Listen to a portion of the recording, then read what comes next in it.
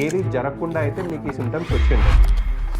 సరే చీలిక వస్తే వచ్చింది, చేతుల పైన కాలు పైన కూడా కట్ అవుతూ ఉంటుంది, వారం రోజుల్లోనూ 10 రోజుల్లోనే సెట్ అయిపోవాలి కదా, కానీ ఇన్ని రోజులైనా నాకెందుకు ఈ ఇబ్బంది ఉంది? మిమ్మల్ని మీరే క్వశ్చన్ చేసుకున్నట్లయితే ఎక్కడ తప్పు జరిగింది, ఆ రోజు తర్వాత నుంచే ఈ సింటమ్స్ అన్ని స్టార్ట్ అయ్యాయని మీరు గుర్తించగలరు. మీరు కనుక నాన్ వెజ్ తిన్న తర్వాత కానీ, పార్టీ చేసుకున్న తర్వాత కానీ, ఎక్కువసేపు కూర్చొని ట్రావెల్ చేసిన తర్వాత కానీ, నెక్స్ట్ రోజు మోషన్కి వెళ్ళినప్పుడు తీవ్రమైన నొప్పి, భరించలేనంత మంటతో బాధపడుతున్నారా? ఫుడ్ చూసినప్పుడల్లా తింటే నెక్స్ట్ రోజు ఏమవుతుంది, ఎంత బాధపడాలి అని మీ విచారణ ఉంటే మాత్రము ఈ వీడియో మీకోసమే. So let's start the video.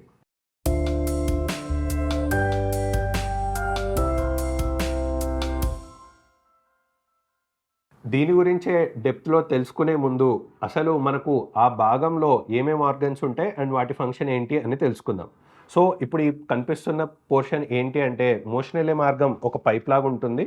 ఆ పైప్ని మనం నిలువుగా కట్ చేసి ఒక సైడ్ నుంచి చూస్తే ఎలా విధంగా కనిపిస్తుందో ఇలా కనిపిస్తుంది. సో ఇప్పుడు దీన్నే మనం పైనున్న పోర్షన్ని రెక్టమ్ అనుకుంటాం, కిందున్న పోర్షన్ని యానల్ కెనాల్ అనుకుంటాం.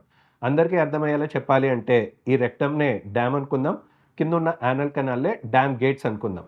సో ఈ రెక్టమ్ అనబడే డ్యామ్లో నీళ్ళ బదులు మోషన్ వచ్చి చేరుతూ ఉంటుంది. ఎప్పుడైతే మోతాదుకి మించి అంటే ఒక లెవెల్కి మించి మోషన్ అనేది చేరుతుందో అది బ్రెయిన్కి సిగ్నల్ పంపించి గేట్స్ ఎత్తేయాలి అన్నట్టు సిగ్నల్ పంపిస్తుంది. ఇప్పుడు మనకు గేట్స్ అంటే ఏంటి అని చూసుకున్నట్లయితే, మనకు ఈ కిందున్న పోర్షన్లో యానల్ కెనాల్ అనుకున్నాం కదా.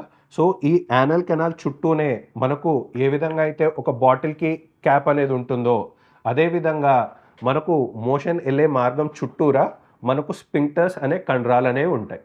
ఈ కండరాల ద్వారానే మనం కావాలనుకున్నప్పుడు ఎమోషన్ వెళ్తున్నాం, లేదనుకున్నప్పుడు కంట్రోల్లో పెట్టుకోగలుగుతున్నాం. జస్ట్ మోషన్ ఒక్కటే కాకుండా గ్యాస్ పైన కూడా మన కంట్రోల్ ఉండడానికి కారణం ఈ స్పింక్టర్స్ అనే కండరాలే. సో ఈ స్పింక్టర్స్లో కూడా మనకు 2 రకాల కండరాలు ఉంటాయి.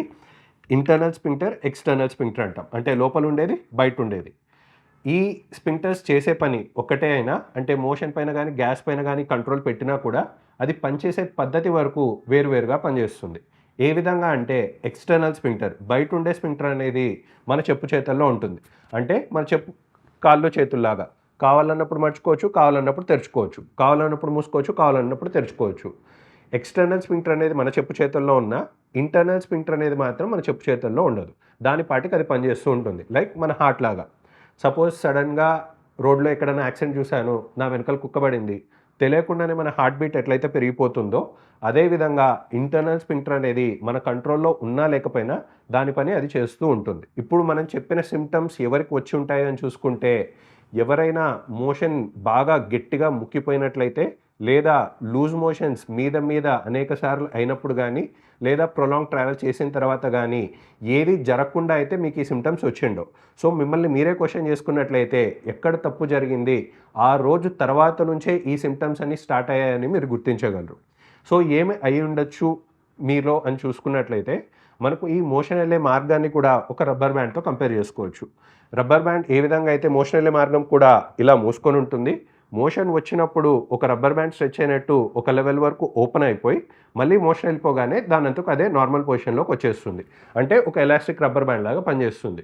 ఇప్పుడు ఇదే ఎలాస్టిక్ రబ్బర్ బ్యాండ్ని తీసుకొని బలంగా లాగినట్లయితే ఏ విధంగా అయితే తెగి కూర్చుంటుందో, అదేవిధంగా మీరు పార్టీ చేసుకున్న తర్వాత కానీ, ఆర్ ట్రావెల్ చేసిన తర్వాత కానీ, ఆర్ వాటర్ తాగకపోవడం, కారణం ఏదైనా సరే, మనకు మోషన్ అనేది గట్టిగా ముక్కిపోయిన తర్వాత ఈ మోషన్ వెళ్ళే మార్గం పైన తీవ్రమైన ప్రెషర్ ఆర్ టెన్షన్ క్రియేట్ అవ్వడం వల్ల అక్కడ తెగి కూర్చుంటే దాన్నే ఫిషర్ ఇన్ యానో అంటాం. అంటే మోషన్ వెళ్ళే మార్గం మలద్వారం దగ్గర ఒక చీలికనే ఫిషర్ ఇన్ యానో అంటాం.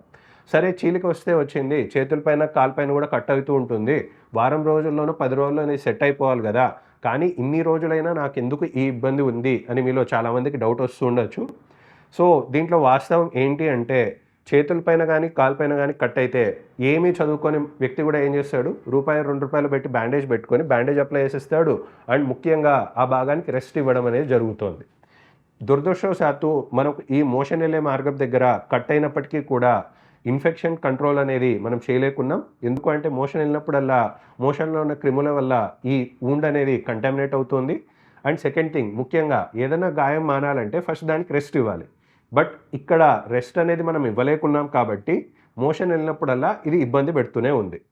సో ఇప్పుడు ఏమవుతుంది, అందుకే నార్మల్ బాడీ పార్ట్స్తో పోల్చుకుంటే ఈ యానల్ కెనాల్ దగ్గర మోషన్ వెళ్ళే మార్గం దగ్గర వచ్చిన చీలిక మానడానికి రిలేటివ్లీ ఎక్కువ టైం పడుతూ ఉంటుంది. కానీ కొందరిలో మాత్రం చాలా రోజులు గడిచినా, నెలల్లో గడిచినా కూడా వారికి ఈ ఇబ్బంది కంప్లీట్‌లీ రిలీవ్ కాకుండా మాటి మాటికి వస్తూనే ఇబ్బంది పెడుతూనే ఉంటుంది. ఎందుకు ఇది మాటి మాటికి ఇబ్బంది పెడుతుంది అని తెలుసుకోవాలి అనుకుంటే, మనకు ఈ ఇంటర్నల్ స్ఫింక్టర్ గురించి తెలుసుకోవాలి. అంటే లోపల మోషన్ కంట్రోల్‌కి కారణమైన కండరం. ఈ ఇంటర్నల్ స్ఫింక్టర్ అనే కండరం ఏంటి అంటే టచ్ మీ నాట్ ప్లాంట్ లాగా చాలా సెన్సిటివ్‌గా ఉంటుంది. అంటే దానికి దెబ్బ ఫస్ట్ టైమ్ తగిలితే చూసి చూడనట్టు ఉంటుంది గానీ, మాటి మాటికి ఇలా దెబ్బ తగిలే కొద్దీ ఒక రిఫ్లెక్స్ మెకానిజంలోకి వెళ్తుంది. అంటే ఎట్లా? ఎవరైనా ఇప్పుడు చెంప పైన కొట్టడానికొస్తే తెలియకుండానే మన చెయ్యి ఎట్లయితే అడ్డగిస్తామో, అదే విధంగా ఈ ఇంటర్నల్ స్ఫింక్టర్ స్మార్ట్‌గా ఆలోచించి ఏం చేస్తుంది, నేను తెరుచుకున్నప్పుడల్లా పైనుంచి ఈ మోషన్ అనేది వచ్చి నన్ను ఇబ్బంది పెడుతుంది.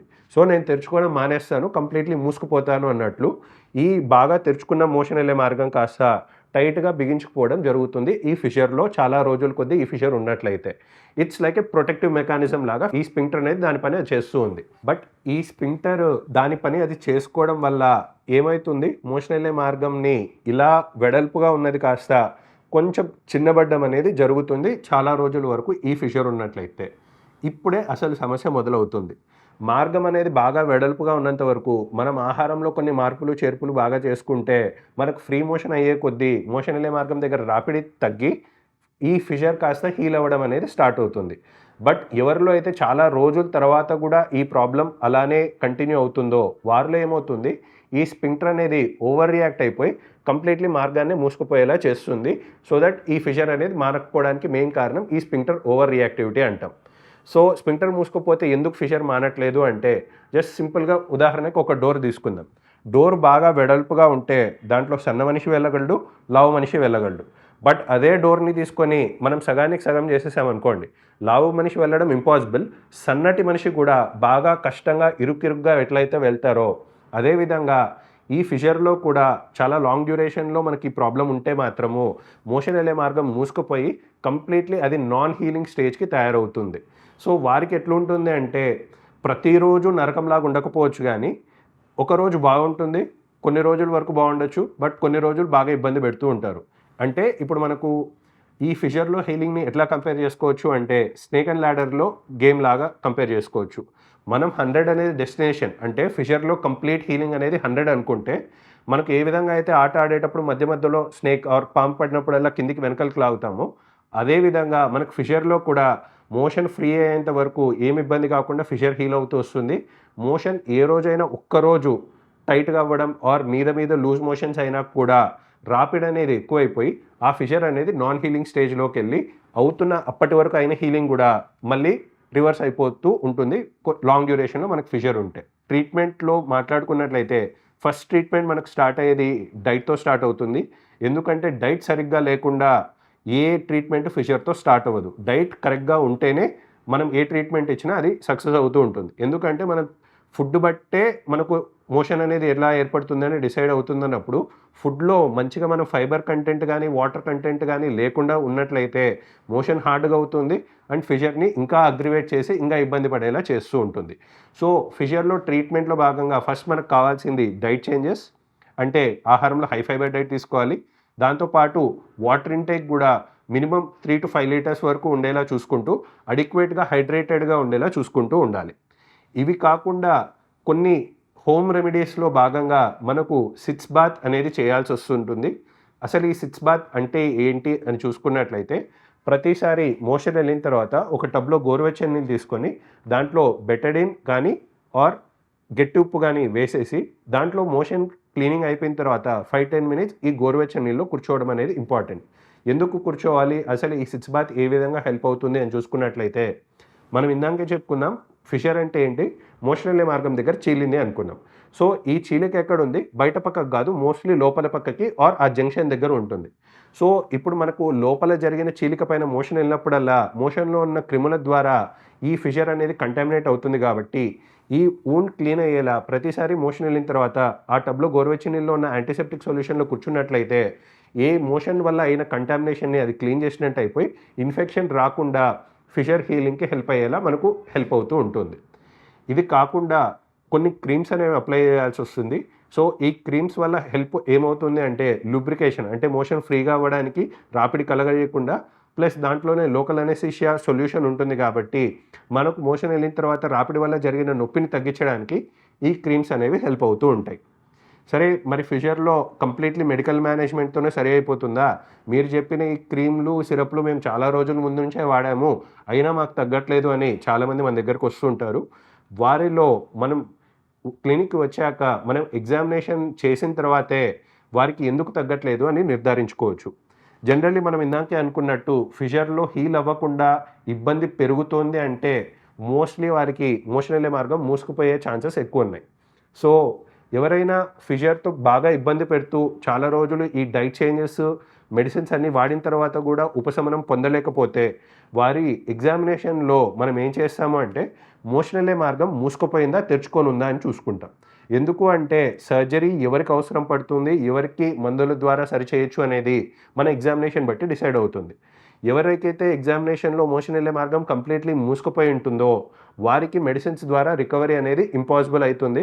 ఎందుకంటే మార్గం అనేది ఉంటే దానిపైన రాపిడి తగ్గించుకోవచ్చు. బట్ మార్గమే బాగా చిన్నది అయిపోయినప్పుడు మనం రాపిడి తగ్గించుకునే ఛాన్సెస్ ఉండవు కాబట్టి వారిలో మాత్రమే మనకు సర్జరీ అనేది సజెస్టెడ్‌గా ఉంటుంది.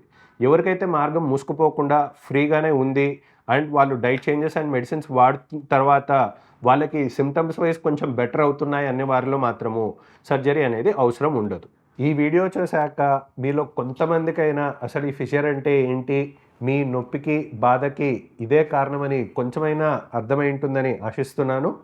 మీకు గనుక ఈ ఫిషర్‌తో బాధపడుతూ ఎటువంటి డైట్ తీసుకోవాలి అనే సందేహాలు ఉన్నట్లయితే మన కింద డిస్క్రిప్షన్‌లో ఫ్రీ ఈబుక్ కూడా ప్రొవైడ్ చేయడం జరుగుతుంది హై ఫైబర్ డైట్ గురించి. అండ్ మీరు గనుక ఈ లక్షణాలు బాధపడుతూ ఆల్రెడీ డైట్ చేంజెస్ తీసుకుంటున్నారు, మెడిసిన్స్ తీసుకుంటున్నారు, అయినా అనుకున్నంత రిజల్ట్ రాకపోతే కన్సల్టేషన్ కావాలనుకుంటే మాత్రము కింద ఇచ్చిన హెల్ప్ లైన్‌లో కాంటాక్ట్ అవ్వగలరు. Thank you.